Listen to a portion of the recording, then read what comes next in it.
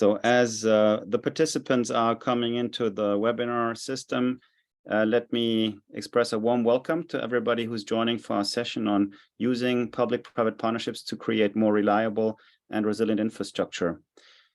We have a huge privilege of being in the presence of panelists of absolute incredible caliber.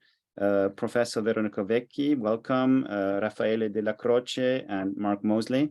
I will be presenting them a bit in more detail a bit later, but maybe just to say first who I am. My name is Jean-Christophe Bard. I'm the Executive Director of the World Association of PPP Units and Professionals. And I'd like to just, for the logistics here, make clear, please use the chat for logistical questions. But if you have questions to the panelists, please use the Q&A box. I think this will make it easier to guide the conversation also. The chat function is activated, but please only limit it for logistical things. For the sequence of events, we'll do a short presentation of each panelist with a short business introduction. And then we have prepared a couple of input slides. We will try to keep the roundtable discussion for about 60 minutes and then move on to questions from the audience. And please don't hesitate to guide us with your questions in the Q&A box. What we will try to do today is explore how the public-private partnership model is particularly appropriate mechanisms for the creation of more reliable and resilient infrastructure. It will build on the recent work done by the World Bank, the OECD and the G20, and other organizations on the critical importance of ensuring the resiliency of major infrastructure projects. Feel free to ask any questions you want. If we can, we'll answer it during the session, and if not, we'll try to give you written answers later. What are the unique features of PPPs that help to foster the reliability and resiliency of infrastructure? That's one of the questions we'll ask ourselves. What should PPP projects be prepared and enhance reliability and resiliency? What are the key risks, allocation, arrangement, and contractual provisions in reliable and resilient PPP transactions? And how should government contracting authorities manage PPP contracts to enhance reliability and resilience? Allow me to first introduce now our first panelist. Mark Mosley is the principal of Mosley Infrastructure Advisory Services, a global individual consulting firm advising on infrastructure projects and enabling environments for international organizations, governments, and private sector entities.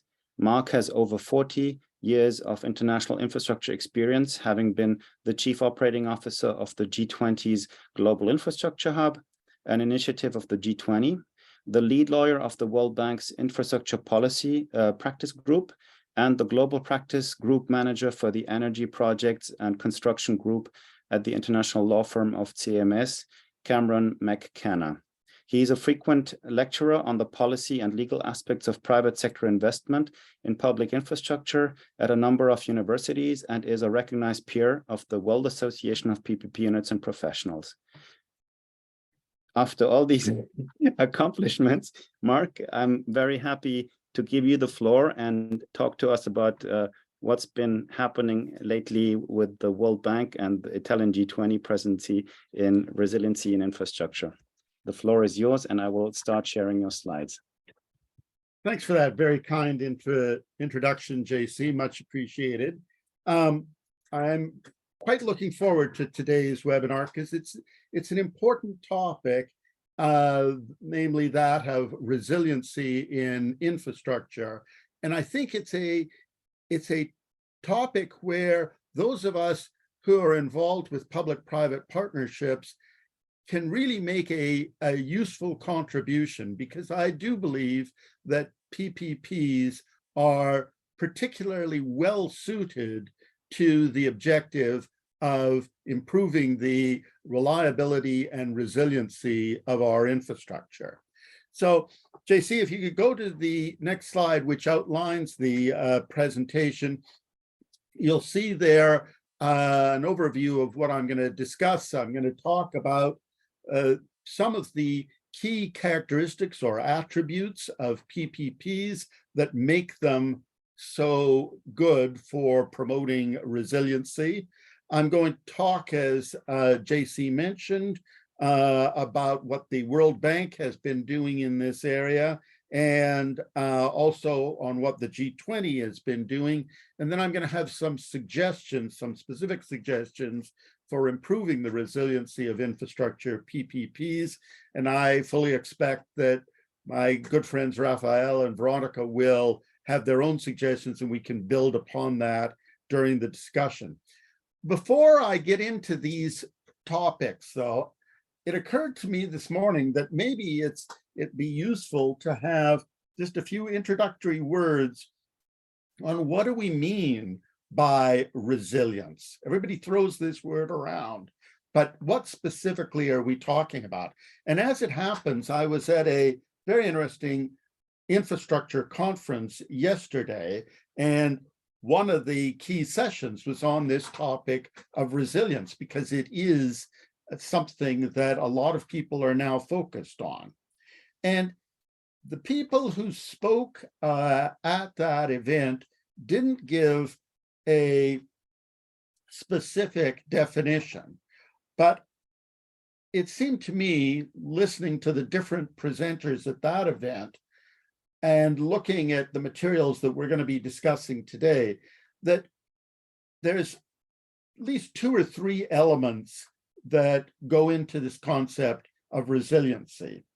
First of all, there's the concept of physical resiliency. And, that's sort of an obvious one. The ability of infrastructure to withstand major nasty events like an earthquake or something like that. But in addition to those major catastrophic events, we're also talking about resiliency in the sense of dealing with the wear and tear that is placed on infrastructure projects that are expected to last many decades. So this is where this whole concept of maintenance comes in. If your infrastructure project is a railway, you've got to maintain the rail itself, and you've got to maintain the trains. If you don't properly maintain them, they won't function, and you'll have a physical problem on your hands. Now, within that realm of physical resiliency, there's an important subset that is driving a lot of the conversation right now.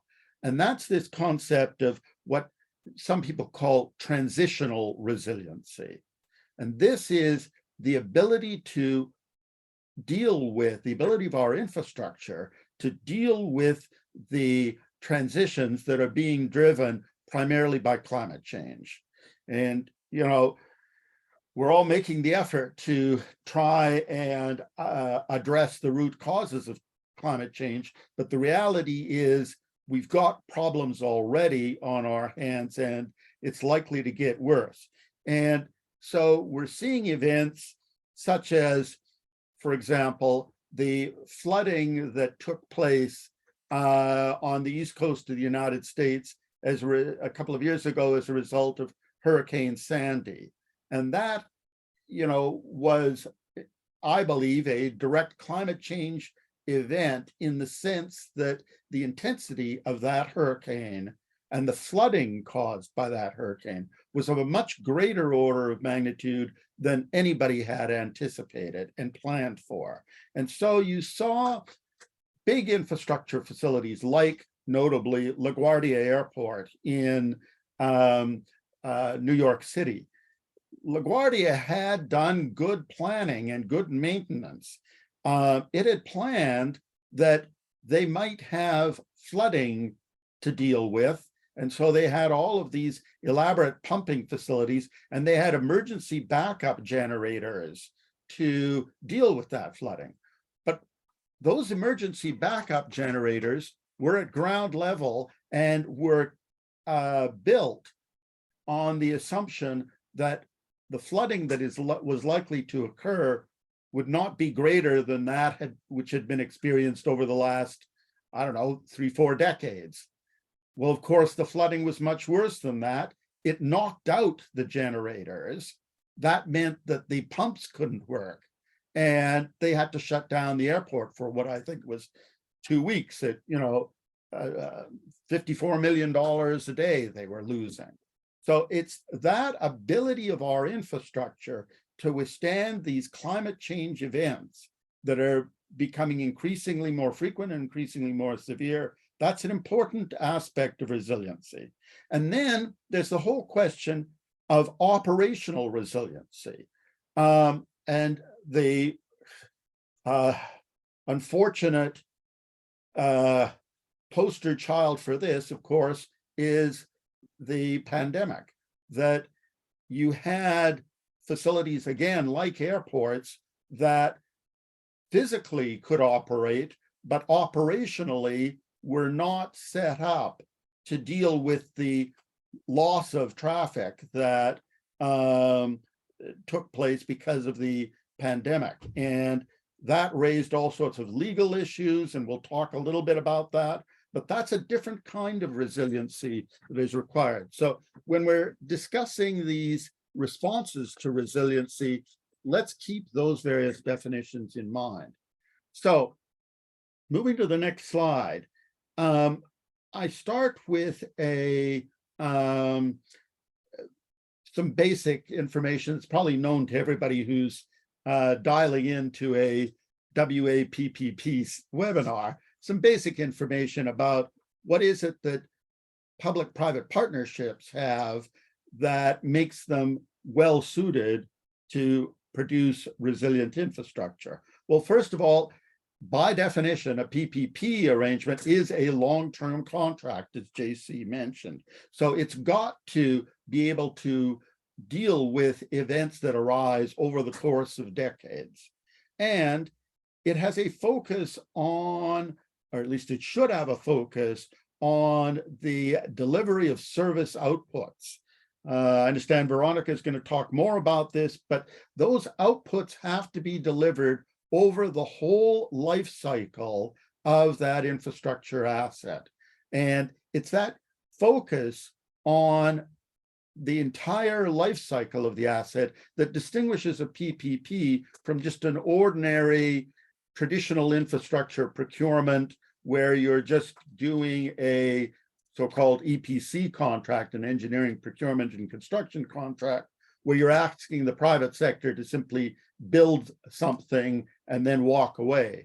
Because a PPP involves the private sector operating that project for its entire life cycle, it forces everybody to focus on the performance of the asset during the life cycle.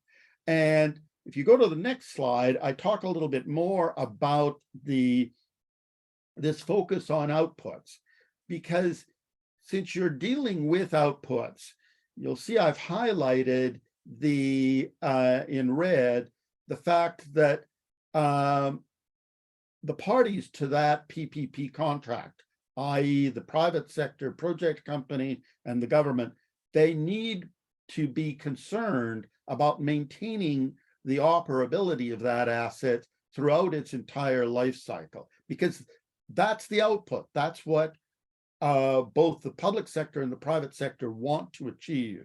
It's not the inputs. It's not just building the thing and how many bolts go into it, but it is its performance as a infrastructure service that's available to the public.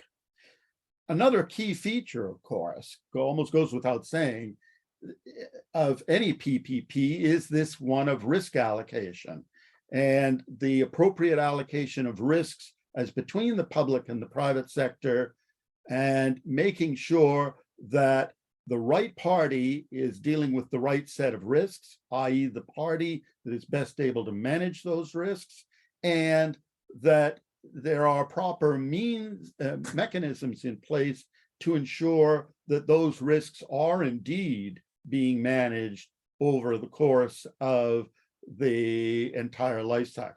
And those risks include the things I was talking about 5 minutes ago. They include the physical risks, the transitional risks, litigation risks, so on and so forth. So moving to the next slide, there's one other aspect of PPPs that is critically important, and that's this concept of handing back the asset to the government at the end of the PPP process. Throughout these first 3 slides, I've quoted from a publication by the European Investment Bank's WAPPP group. That's their PPP Center of Expertise. And they published a guide to public-private partnerships last year. And these quotes come from there. And they emphasize the importance of this hand-back feature of PPPs and the need for the government's contract management team to closely monitor the maintenance of the facility throughout the entire period, but especially towards the end, to ensure that when the asset is handed back to the government at the end of the PPP contract, it's in proper condition, and that the private sector hasn't just let it waste away in the last few years of the contract. So those aspects, the long-term nature of a PPP, the focus on outputs, the risk allocation, and the handback provision, I think are what makes PPPs particularly well suited. And they're better suited than traditional infrastructure procurement. On the next slide, I've made the point again from the WAPPP guide that when governments are asked to compare during the design phase a PPP with a traditional infrastructure procurement, they need to make sure that they're comparing apples with apples. And specifically, they need to make sure that if it is being done, if the infrastructure service is being delivered as a traditional infrastructure procurement, that it's realistic to assume that the government's going to continue to maintain the asset. All too often, I happen to come from Canada, and it's notorious in North America that governments build great infrastructure, but they don't maintain it. So that frequent failure of governments to maintain infrastructure is another good reason why PPPs are attractive.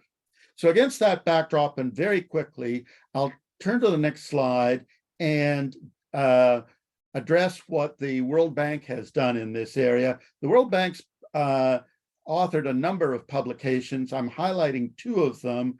The first one is a report that was given to the G20 in May of 2021, and it makes this point that I've been making, namely maintenance and asset management can be improved through using PPPs, because of course, key feature of PPPs, the private sector doesn't get paid unless you're meeting that agreed output standard. And so if you don't maintain it and the thing's falling apart and it can't work, they're not going to get paid. That's a pretty strong incentive. Another publication by the World Bank is featured on the next slide. And this is actually quite a useful publication. I've given the link to it. I would really recommend people take a look at this, because this is a very nitty-gritty technical paper on exactly how you should design PPPs to maximize their resiliency.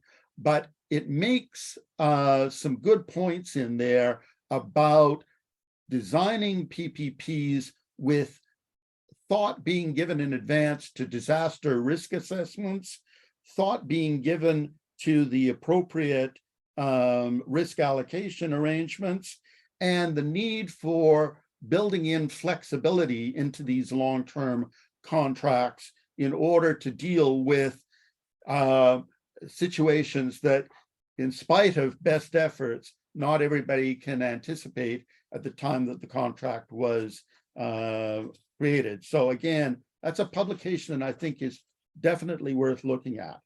Then the last set of slides deal with the focus on resiliency during the course of the G20 presidency that Italy had in 2021. Veronica will talk about why Italy is so concerned about this issue, But again, it makes the point, these G20 publications make the point about the importance of correct risk allocation, the importance of maintenance, and the importance of monitoring the PPP as it progresses through its life cycle. And that's a monitoring function or a supervisory function that the government has to execute. In the next slide, it makes the general point that these factors should be taken into consideration when you're designing the PPP contract and when you're awarding the PPP contract through the procurement phase, and then when you're monitoring it through the operational phase.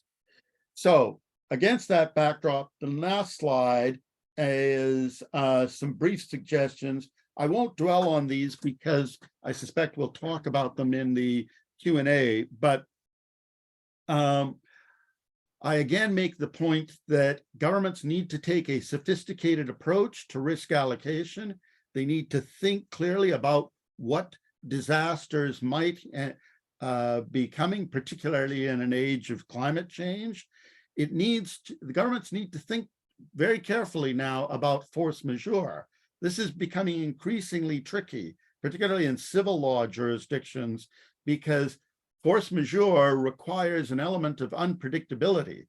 Well, you know, if you're talking about a pandemic, is it any longer unpredictable? If you're talking about a climate change impact like flooding, can you say that that's unpredictable in the 21st century? I think this whole notion of unpredictability and how it relates to force majeure, really tricky area. Similarly, governments have to take a sophisticated approach to designing the handback provisions, which we talked about, and it needs, and this is the most important point, to take an active role in contract management, in supervising the performance of the PPP throughout its lifetime. I apologize for going on at such length, but I hope that introduced the topic to everyone. Thanks. Thank you so much, Mark, for these interesting and insightful remarks. I couldn't agree more on the need for active contract management and many other things to avoid disputes.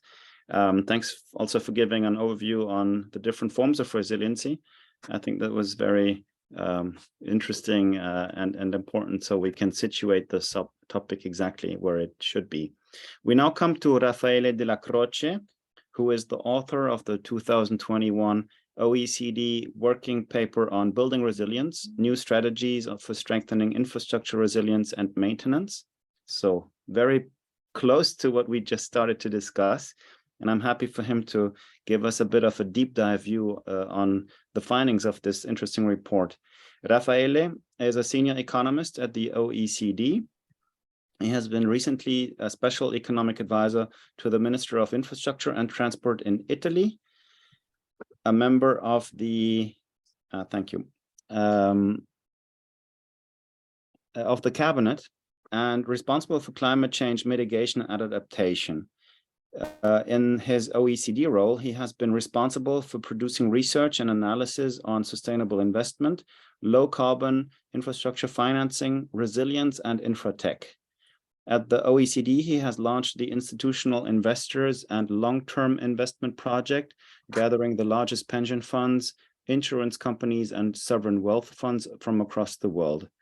And with this, I hand over to Raffaele to present his report. Thank you, JC. I'll try to manage my slides. If it doesn't work, then please help me out. Yes. It's great to be with you. Thank you for the opportunity to you and to the WAPPP for this afternoon discussion. So after Mark's excellent presentation, my presentation is going to be a bit at a higher level, following this work which was mentioned for the G20 under the Italian presidency, where the OECD and the World Bank provided two major reports, out of which major recommendations were put forward. the report, the OECD report was focusing more on the governance aspects of resilient infrastructure, and was presented in July 2021 to the G20 financing ministers and central bank governors. I'm gonna go quick on a few of these slides. I will come back in case of need. But this has been work which has been drawing on different aspects of resiliency of infrastructure across the organization, from environment to finance to subnational government to development. A series of issues needs to be taken into consideration. And of course, this work has been leveraging a previous G20 work where Mark and Veronica have been involved as well, from the roadmap to infrastructure as an asset class to the G20 principles for quality infrastructure investment developed and launched by the Japanese presidency of the G20. Still as a context sort of frame here, beyond the G20 principles, when we get into disaster risk management, there is quite a number of policy directives and regulation, including the Sendai framework, which are relevant. There is the UN Climate Change Convention, where we talk about climate aspects, especially adaptation issues, which we know has not been a priority up to now compared to mitigation, but is coming to the fore in terms of also country activity, and how that is translated into in this case European legislation, given that the focus has also been on some European countries with case studies provided by effectively infrastructure projects. Ultimately, the G20 with the India presidency this year is also going to look into disaster risk management and infrastructure in particular through the CDRI work. So this to say, this is a series of angles through which resilience is seen in infrastructure. I would add another one, which is quite relevant given the context we live, is the connection with critical infrastructure of resilient infrastructure. So having to evaluate the interdependencies between the different type of sectorial infrastructure in case of not only natural hazard, but human hazard as well, cyber attack and so forth. And on that, for example, the European Parliament is passing now legislation looking at critical infrastructure, which gets very much into the resilience concept, which was mentioned before by Mark, adding another layer to that. So at the time of the report, we had the COVID, of course, as major crisis we're living through. Now we could add the energy crisis as well, and the attack to Ukraine, calling for a new way to look at infrastructure, resilient infrastructure, which implies a governance approach that has to be different from the one we are using at the moment. So in this type of definition, broad definition of resiliency, we do include maintenance of infrastructure. And we do face the same chronic barriers that we know well in infrastructure space, such as the funding issues, the poor governance, and the corruption, lack of stable investment framework, lack of information, et cetera, which is even more accentuated by the situation where the scheme is more complex. We had other elements which imply a systemic approach to propose solutions here. So the good aspects of this is that even from a private sector perspective, not just from a governance and country perspective, which is the angle here I'm taking on my slides, there is a recognition that there is a cost benefit into optimizing the way we use infrastructure assets, and developers and owners, construction companies would manage their assets over the life cycle. And that is translated into cost reduction, which are relevant over the longer term, of course, given the long term of the concessions. But ultimately, there has to be a country governance role, and even more so an international coordination role to link these different aspects in a legislation which is comprehensive. So that means two main way of action for governance reforms.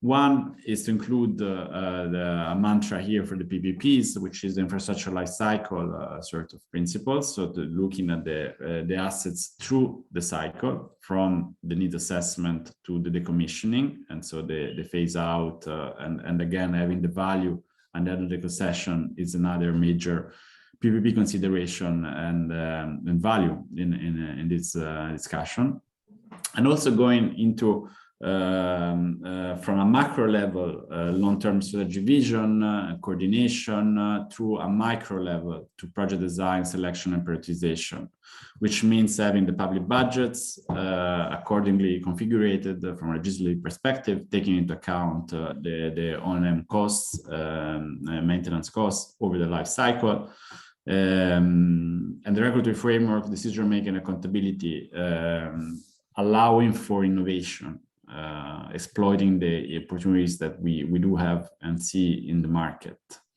and ultimately involving the stakeholders, given here infrastructure is a service, it's not just a physical asset, and when looking at these governance processes, clearly without a stakeholder involvement, it's going to be difficult to go through many of these reforms. So talking about innovation here and maintenance, there are clearly major breakthroughs that are possible and not necessarily captured by developers, operators, or policymakers, governments in charge of infrastructure. And that is on the maintenance, still the use of preventive and condition-based maintenance, or ex ante or corrective maintenance ex post, rather than trying to predict the needs for the future, applying scenarios analysis and big data and sensors and satellite data to be able to assess the risks. And there again, I go to another major concept of PPP construction, which is the allocation of risk, which means identifying first what are the risks and who then is going to share those. In this sort of mentality and having the possibility to look at those kind of scenarios allows also to look for other possibilities, such as, for example, looking at resilience and adaptation, nature-based solution, the use of natural capital rather than physical infrastructure, grey infrastructure, adding green or complementing with green infrastructure to prevent floods or natural catastrophe. On this, there's been quite some work in this report trying to outline which are the major innovations which are relevant for the resilient infrastructure. They are complemented by case studies on, for example, on Netherlands, on flooding, or Singapore, use of IT and big data for infrastructure. I won't have here the time to go into those, but the point here is that there is an opportunity there on the technological side, but in order to capture that opportunity, it needs to be integrated into the overall governance model that we are describing and we are talking about. And so here what we mean, going from the strategic planning of infrastructure at the different level, national, sectorial, spatial, landscape, allowing to mainstream green infrastructure and resiliency consideration from the strategic planning point. And here there are examples in California, for example, UK and Korea, to project prioritization, appraisal, and selection, where also there is a concept which is becoming more and more common of climate proofing for mitigation and adaptation, although these days it's more the mitigation side which is applied. We're getting into also adaptation, and then to the delivery of infrastructure, which is also gets into the different options, including PPPs, of course, implying appraisal, risk assessment, and design, to the monitoring and evaluation. And so there again, being sure that we do monitor asset over the operational phase, something which is not necessarily the case in different delivery models, public and private, and where PPP can clearly add some value here. Finally, last two slides. So the delivery models also are a way to attract and collaborate with private sector. There was a chapter in the report looking specifically at funding and mobilization of investment, and there is a discussion also about beyond budgetary treatment and funding and financing models for operation and maintenance. More specifically, from an accounting perspective, there's a discussion going about how to treat operation and maintenance, but also on the choice of delivery models, and there where PPPs are one of the main possibilities, and where should be taken into account, given all the discussion, the points made before. So given this is one of the decision in the process for resilient governance of infrastructure, and integrate those into the different steps as we've seen, looking the opportunity of recovery packages coming out when there was the COVID crisis, and now, of course, how we are gonna look at the energy transition and the recognition that the system as it was before is not working anymore, also from an economic model perspective, and how resilient infrastructure and sustainable infrastructure can actually be a solution to some of the issues we are facing, and how should be delivered in order to tackle those issues. So I will stop here, Jesse. Those were the main points I wanted to raise.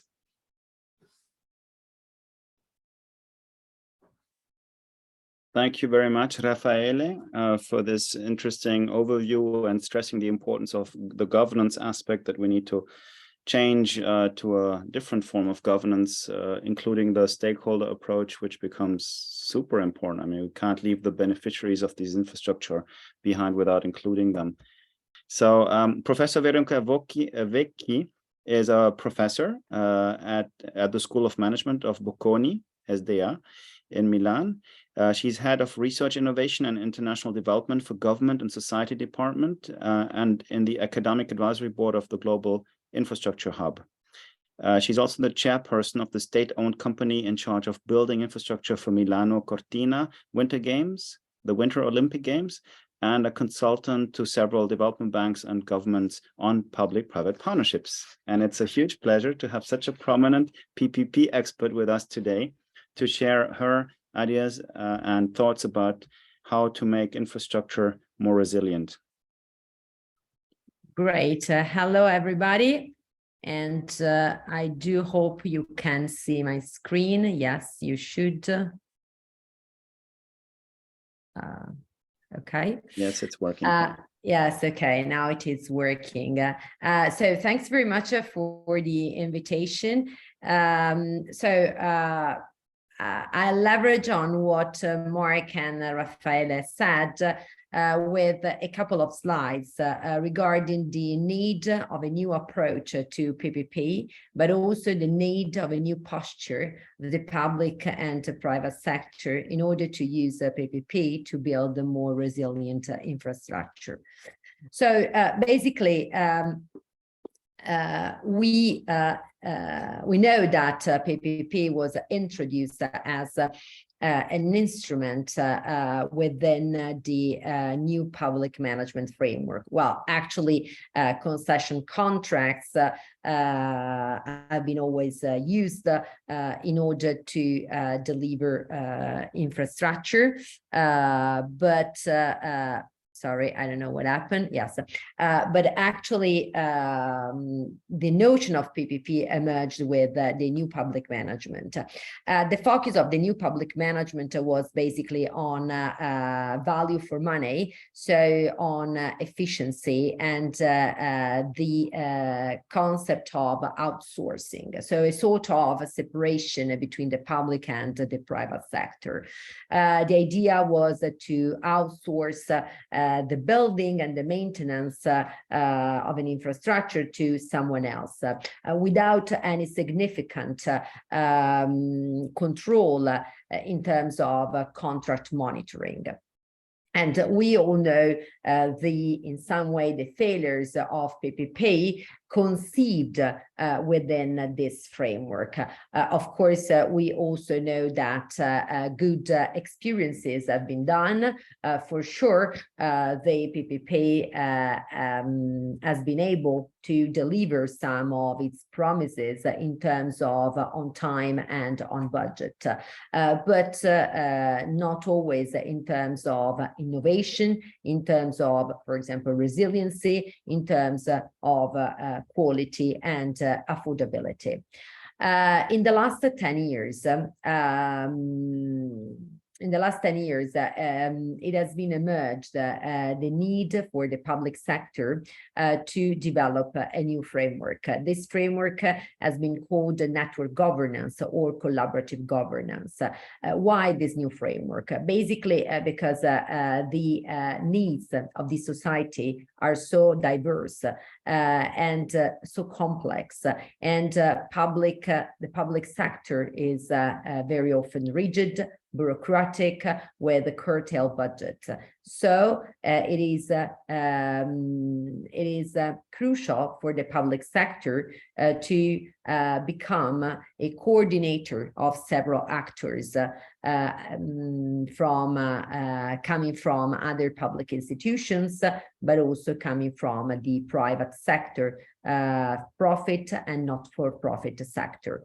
And it is also clear that this new framework, the network governance framework, is crucial in order to generate more additionality for the society.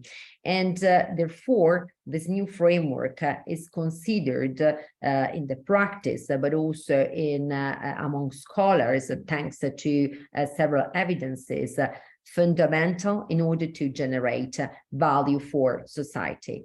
So the value for society means, sorry, I forgot to translate this slide in English, means, of course, that it is important to control the financial impacts of transactions, but PPP should be able to generate more environmental impacts, more social impacts, and more in general widespread economic and societal impacts.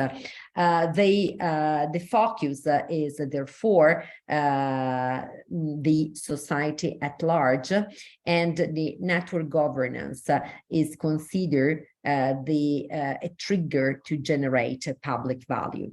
So said that, and sorry, I'm also an academic, so I like to provide, let's say, a more general framework to my speeches and also to the role of PPP. So based on that, it is clear that we need to move from a traditional approach to PPP. So a PPP used to attract private capital, to close the infrastructure gap, to deliver on time and on budget, to account off balance sheet the new assets. These are still very important goals, but we need to achieve bolder goals, okay? And therefore, we need a PPP able to generate a public value, to deliver better services, more resilient infrastructure, thanks to the private sector know-how, innovation and flexibility, and a new approach to PPP, where it is also possible and important to introduce the systems to link the payments to the achievement of some sort of outcomes. So this is a very complex slide. It is taken from my latest book, Public-Private Collaborations for Long-Term Investments, Converging Towards Public Value Generation. And I also thanks Raffaele, because he reviewed some chapters and he wrote a quote for this book. The idea is that we need to achieve bold goals. Such bold goals are transformational goals, introduced by the G20, but more in general, sustainable development goals. And to achieve such goals, we need to mobilize, as Raffaele said, long-term investors. To do this, we need a more collaborative effort, and collaborations can take place at 3 different levels: at macro level, at meso level, and at micro level. At micro level, we find PPP as a powerful approach to do what? Actually, not just to attract private capitals, but also to mobilize investors able to generate innovations, able to provide and to conceive new business models, actually to generate investments that are more resilient. Basically, in this context, I use SDGs as a sort of institutionalization of public value. Since now we are assisting to a convergence of public and private players towards the achievement of SDGs, we can consider that there's this kind of convergence towards the generation of public value.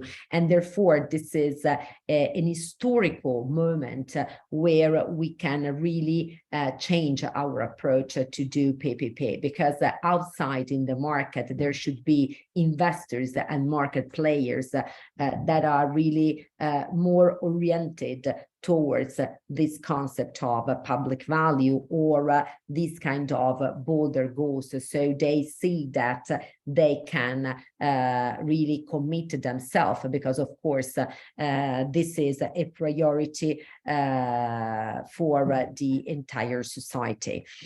In this very complex figure, you can also notice another important issue: the public sector as a sophisticated buyer, which is very important, and this is something that also Mark underlined in his presentation. So basically, I still see a lot of confusion when we approach PPP. Actually, there are governments that took distance from PPP. For example, the UK government. They are still looking for new approaches to mobilize private money in the infrastructure sector, and they are still looking for new contractual solutions. Basically, as you can see from these slides, we have just 3 main delivery models: the in-house management, hybrid models, and privatizations. Of course, privatizations is not possible for network infrastructure. So sometimes we read on magazines, on newspapers, or we hear people talking about the privatization of infrastructure. This is wrong. In the majority of cases, it is not not a privatization of the asset. It is maybe the privatization of the concessionaire that is sold to private investors, and this new organization that is now public is appointed as a concessionaire under a contractual PPP solutions to run the investment, to refurbish the investment, or to expand the infrastructure network, or to build new infrastructure. So it is very, very important to recognize that if we need private capitals, if we need new business models, PPP is still maybe the only game in town. Then maybe in the past, as said, PPP did not work well, but this is just the way in which the PPP or the concession has been applied. It is not just an issue related to the delivered model per se. So this is something very, very important. We really need to overcome this confusion. And this is also very important in order to collect good data to analyze the PPP market, because many analyses that we use have some bias, because of course we can't recognize when we talk about private money into infrastructure. Of course, sometimes these data are dirty, and we really can't understand what kind of delivery models we are talking about. So based on that, the need to move into a new framework, a new posture for the public sector, the need to achieve bold goals, but also the presence of huge capitals that are looking for sustainable asset classes. I think that there are great opportunities to move PPP from the old posture into a new approach. And this is something that I recently wrote in an article with Stephen Osborne called "Do Public-Private Partnerships Still Have a Future?" Yes, our answer is yes. This is possible if PPP is conceived in a way to tackle societal challenges in order to contribute to the achievement of SDGs. And in doing so, PPP can represent an attractive asset classes also for those investors that are looking for more sustainability.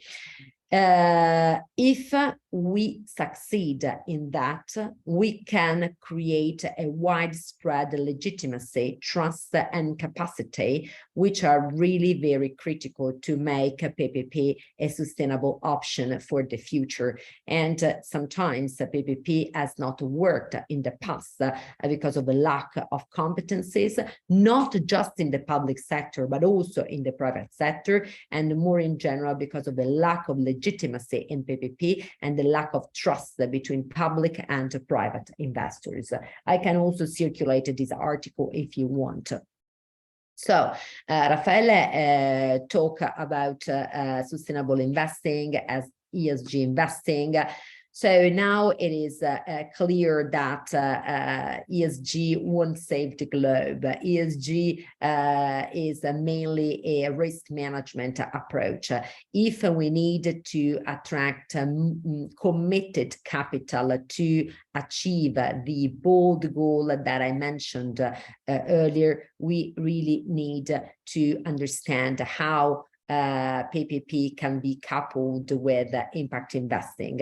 Again, in some month ago, I wrote a commentary on Business and Society named "Making Impact Investing More Than Just a Well-Meaning Capital," discussing the differences between ESG investing and the emergence and also the diversification of the impact investing market into two main streams: finance first and impact first. So I think that it is very important to start conceiving new PPP contracts that are really focused on SDGs achievement, on bold transformational goals such as resiliency, because such pipeline of PPP investments can attract impact investors. The impact investing market is growing across the world with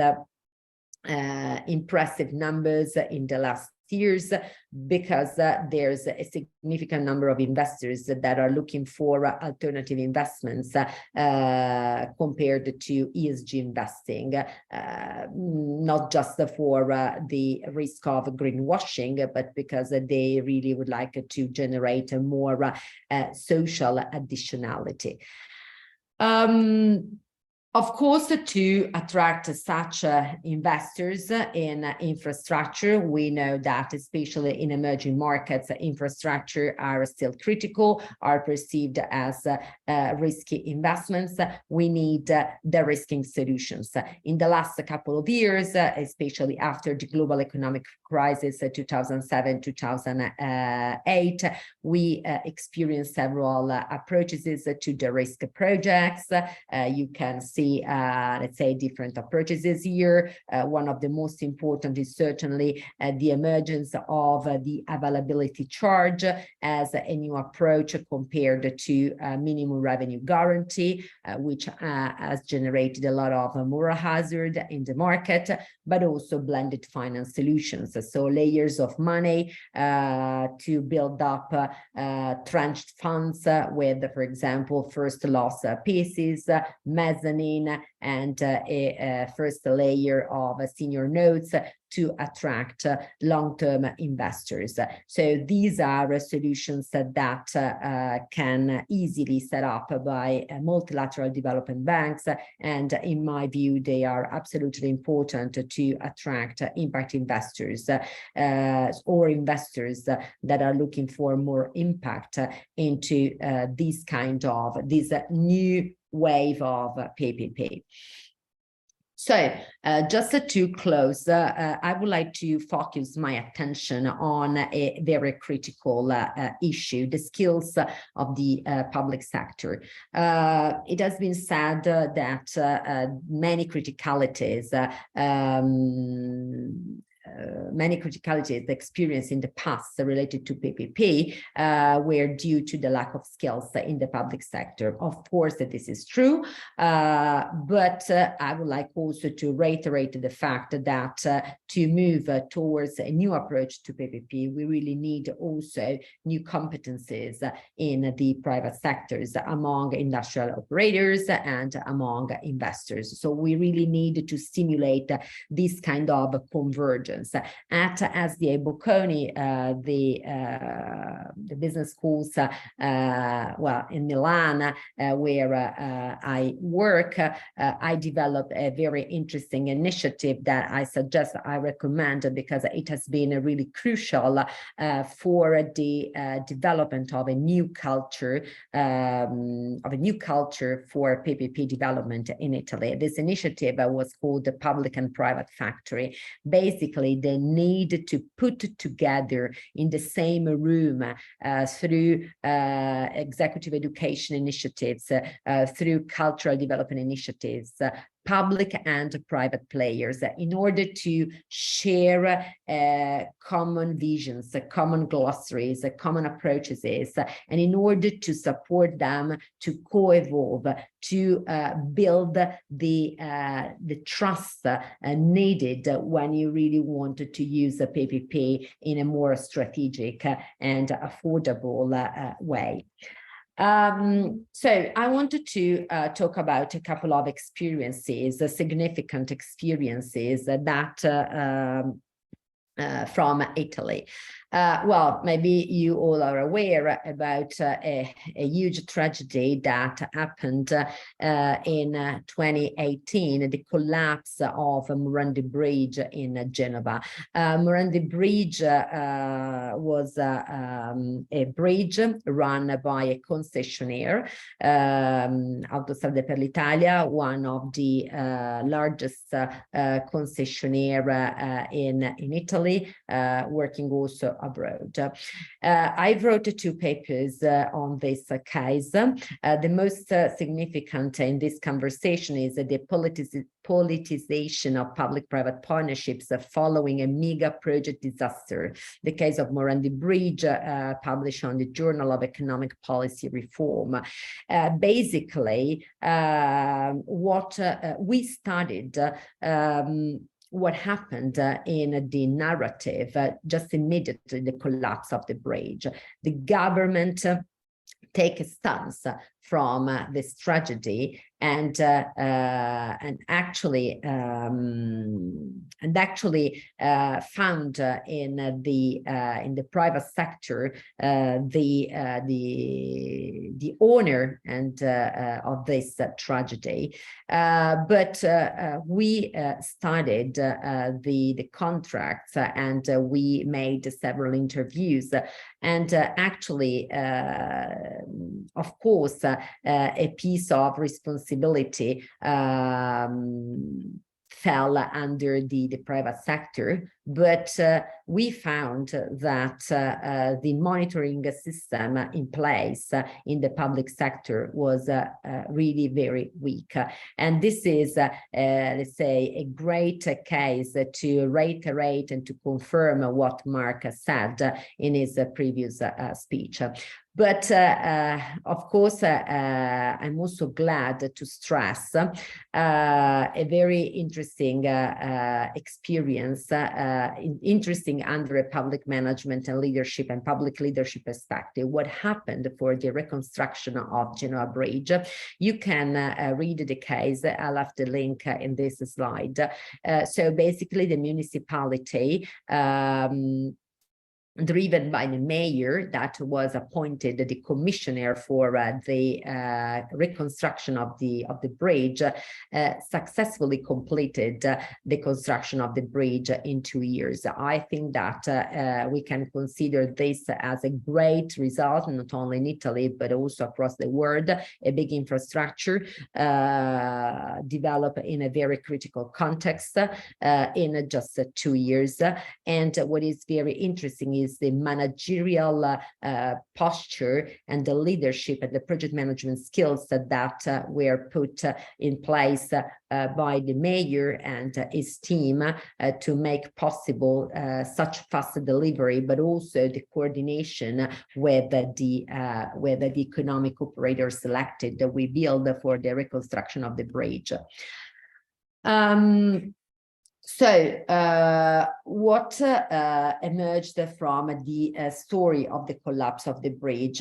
Basically what I said, careless incompetence, basically, and the need to better enforce contracts. But just enforce contracts are not enough if the public sector is not skilled and if the public sector is not duly motivated to monitor the contract and apply the penalties. Because of course we are always concerned about the risk allocation, writing the right contractual clauses, write very strong penalties, but then we really need to apply such contractual clauses. And so we really need to overcome not just the incompetence, but also the, let's say, the what has been called the careless incompetence. So the fact that the public managers are not strongly committed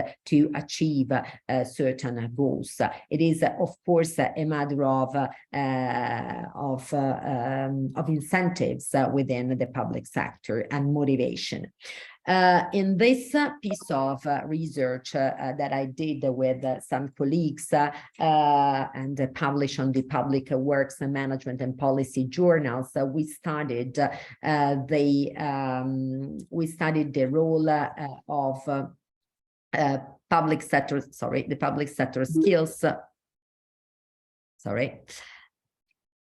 The public sector skills in order to reduce the moral hazard in the market. Of course, we know that many times the fact that very well-written contracts are not able to deliver the promises, especially in terms of quality delivery and maintenance, and therefore resilience of infrastructure, depends, we said, on the capacity of the public sector to monitor the contract or to design a good contract. And here in this exhibit, you can see that red line, when the public sector is unskilled, the probability to award a contract to a strategic bidder. A strategic bidder is the economic operator that may ask for a renegotiation of the contract, or may not be able to implement the contract or achieve the contract KPIs, is very, very high. Of course, this analysis has been tested across different institutional settings, and on the horizontal axis, you can select the level of environmental propensity for a strategic behavior. So this is another piece of my research to sustain the need for more skills in the public sector. So I want to close with some good stories. These are a couple of projects in which I've been involved in the last couple of years. Well, actually, in the last less than 2 years. Italy is really taking PPP seriously to enhance the crucial infrastructure resiliency. In June 2022, we awarded a PPP contract for the realization and management of the national cloud. In March 2022, we started a new procedure for selecting the PPP contractor for the realization and management of the national platform for the telemedicine. The contract award is expected by the end of the year, and we also developed a great PPP scheme for the renewal, refurbishment of one of the leading hospital in Italy for the children cares, Gaslini Hospital in Genoa. There's so the promoter selection is undergoing, and there's another very, very interesting project under appraisal for the continuous maintenance of a very strategic asset, and this is let's say a hard infrastructure project, very focused on resiliency achievement. All these new projects, there's a very important pipeline. We are talking about billions of new investments, has been developed through the unsolicited proposal approach. This is the unsolicited proposal approach is a procedure included in our Code of Public Contract. It has been reconfirmed also in the new version of the Code of Public Contract, and basically it has proven very effective to speed up the creation of a PPP pipeline. Basically, the public authority can just publish a call, a very generic call to receive proposals from the market. Actually, it is possible also to receive a proposal from economic players also without any notice. the economic players prepare a proposal, basically a feasibility study, a contract draft, an economic and financial plan. The public sector assess, negotiate, compare the proposals if it receives more than one proposal. At the end of this first appraisal, it appoints the so-called promoter, and the public authority uses the project of the promoter after the negotiation, after the changes requested by the authority, to launch a tender. The tender is opened to other economic players. The promoter is obliged to bid, and the promoter has a step-in right. So basically, if the promoter doesn't win the tender, the promoter can step in the offer presented by the winner of the tender. It has been a very discussed and it has been a very discussed approach, but because of course in some way it can limit the competition, even if there's a proper competition, because there's a call for tender based on the project presented by the promoter. But for sure, it is a procedure that really speed up the awarding period, and it is also a procedure that leveraging on the private sector skills and innovation capacities has generated very interesting and innovative projects that the public sector may not be able to prepare on itself to launch PPP call for tenders. So these are a couple of examples. Of course, happy to share the details of this new project under appraisal, because I'm sure that it is really consistent with this concept of infrastructure resiliency. Thanks very much. Thank you, Veronica, for this dense and incredibly inspiring presentation you have made. We've touched upon a lot of things. The ones that I still have in the back of my head are the framework, collaborative governance. That's really important that we evolve and have a new system of collaborating, the open innovation approach that you're actually practicing with the public-private factory model. Really interesting. And then the economics of mutuality aspect, and the need also for a change in the mindset for the building competency specifically in the public sector for that.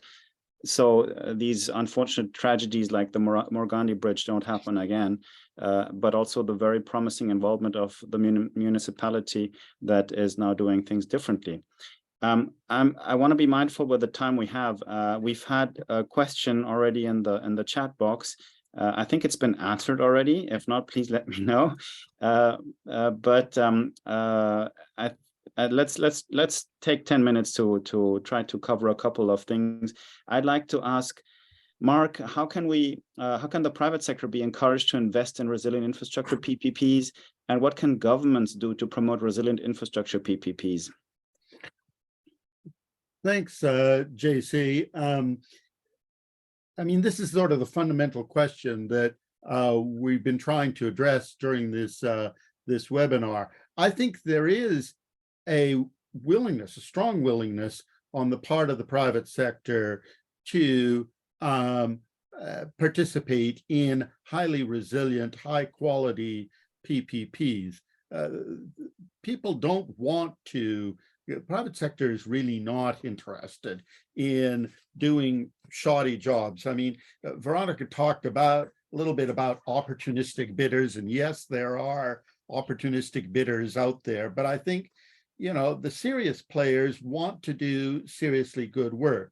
So the question becomes, what can governments do to encourage that? And the key takeaway is that governments have to think about resiliency throughout the whole process, all three of us have been saying that in various ways. You have to start thinking about it when you design the project in terms of the risk allocations, in terms of figuring out what the risks are likely to be over the next 20 or 30 years of this project. You have to think about it in terms of the procurement methodologies you're using. You want an evaluation scheme that rewards the private sector for coming up with innovative solutions. You want to design the project so that it is focused on outputs. You don't want to tell the private sector, you know, you want this many bolts. You want the private sector to think deeply, as Veronica has suggested, about what's the most sophisticated way to build in resiliency. And then after the contract has been signed, and I can't emphasize this enough, we've all emphasized it, the public sector has to take a continuous, highly engaged and highly sophisticated approach to monitoring or supervising the performance of the contract, to ensure that maintenance is being done, that the outputs are being met, that if adjustments have to be made, they are made. If we did that, we wouldn't have had some of these disasters that we've talked about. So contract management is really a core discipline that needs to be lived to manage the commercial and contractual side of such engagements on the long term.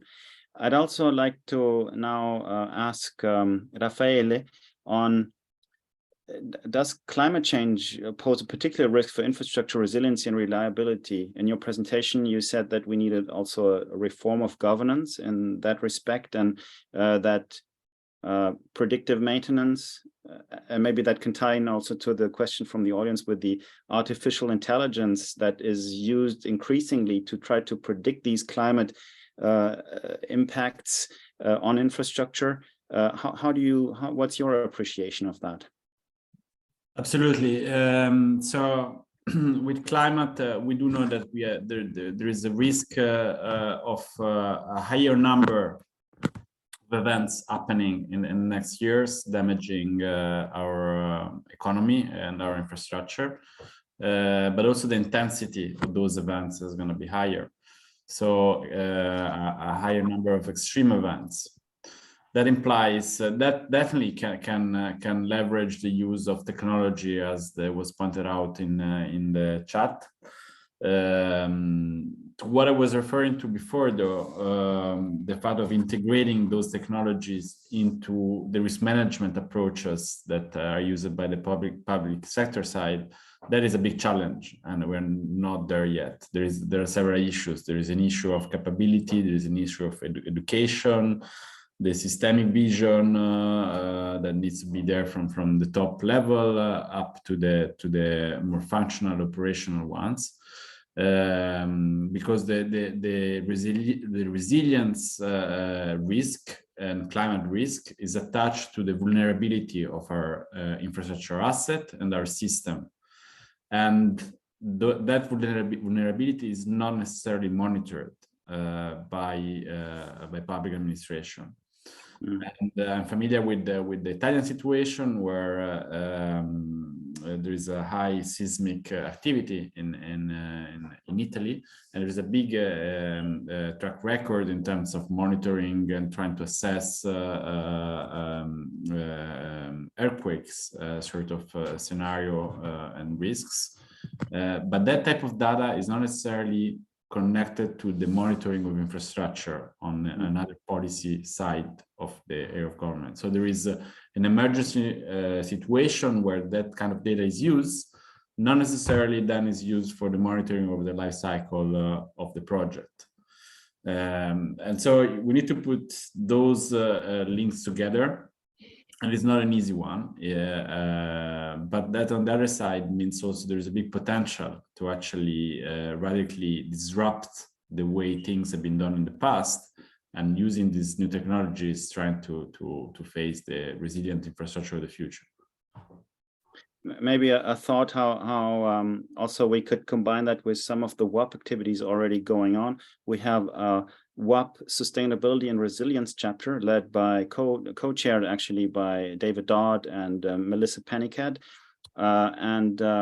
I think the work that is being done on disaster risk reduction at the OECD would be very interesting to connect with that, especially looking forward at what WAPPP is looking to organize as a side event on the next G20 presidency of India next year. I think there could be a transfer for the PPP professionals to also benefit from these high-level discussions taking place there, and maybe there's a role there for WAPPP to play. Absolutely. Let me give Veronica an opportunity to maybe explain to us the shift that is necessary to go beyond the value for money approach to value for society and value for future generations. It was fascinating to hear what she had to say on that. Can you maybe touch base on that? Yes. So basically, actually, when we talk about, so now it is clear that a PPP, basically it is a concession, especially, for example, in legal frameworks that follow the European Union.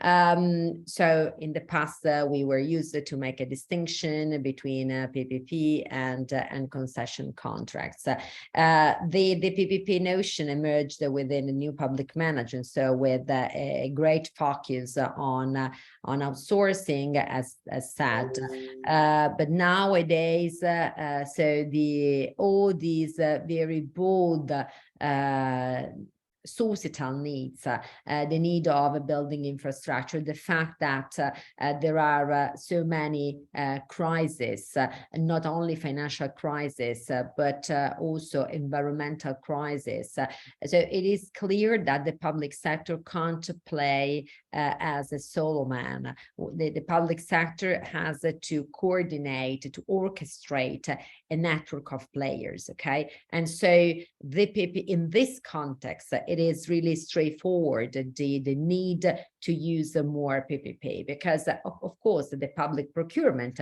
is a good alternative model. I'm not biased for the PPP, but it is also clear that to achieve SDGs, we needed to mobilize between $5 to $7 trillion.